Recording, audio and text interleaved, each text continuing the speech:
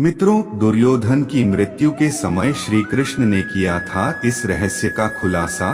पांडव एवं उनकी संपूर्ण सेना सिर्फ एक दिन में ही हो सकती थी पराजित। महाभारत के युद्ध समाप्ति के बाद जब कुरुक्षेत्र के मैदान में दुर्योधन मरणासन अवस्था में अपनी अंतिम सांसें ले रहा था, तब भगवान श्री कृष्ण उससे मिलने गए।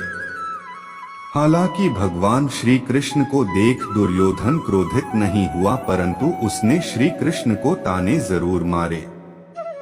श्री कृष्ण ने दुर्योधन से उस समय कुछ न कहा, परंतु जब वह शांत हुआ तब श्री कृष्ण ने दुर्योधन को उसकी युद्ध में की गई उन गलतियों के बारे में बताया जो वह न करता तो आज महाभारत का युद्ध वह जीत चुका होता।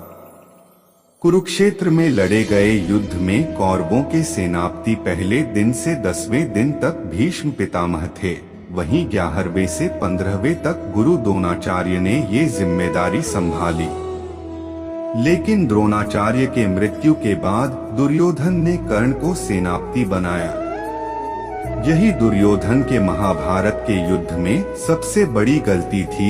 इस एक गलती के कारण उसे युद्ध में पराजय का मुख देखना पड़ा, क्योंकि कौरवों सेना में स्वयं भगवान शिव के अवतार मौजूद थे जो समस्त सृष्टि के संहारक है।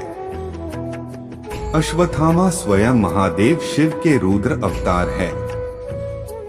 और युद्ध के 16वें दिन यदि दुर्योधन कर्ण के बजाय अश्वत्थामा को सेनापति बना चुका होता तो शायद आज महाभारत के युद्ध का परिणाम कुछ और ही होता। इसके साथ ही दुर्योधन ने अश्वत्थामा को पांडवों के खिलाफ भड़काना चाहिए था, जिससे वह अत्यधिक क्रोधित हो जाए। परंतु कहा जाता है कि विनाश काले विपरीत बुद्धि, दुर्योधन अपने मित्र प्रेम के कारण इतना अंधा हो गया था कि अश्वत्थामा अमर है यह जानते हुए भी उसने कर्ण को सेनापति चुना। कृपाचार्य अकेले ही एक समय में 60,000 योद्धाओं का मुकाबला कर सकते थे, लेकिन उनका भांजा कृपाचार्य की बहन कृपी अश्वत्थामा की बहन थी। अश्वत्थामा में इतना सामर्थ्य था कि वह एक समय में 72,000 योद्धाओं के छक्के छुड़ा सकता था।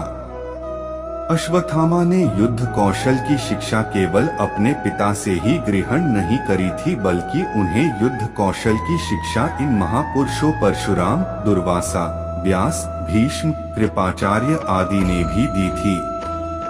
ऐसे में दुर्योधन ने अश्वत्थामा की जगह कर्ण को सेनापति का पद देकर महाभारत के युद्ध में सबसे बड़ी भूल करी थी।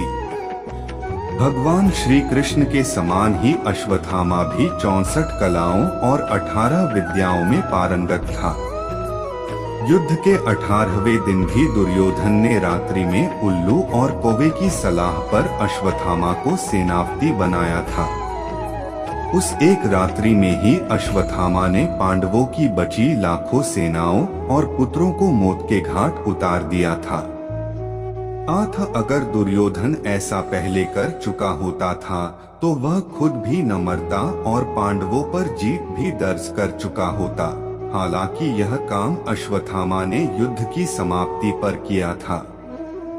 जब अश्वत्थामा का यह कार्य दुर्योधन को पता चला था तो उसे शकुन की मृत्यु प्राप्त हुई थी।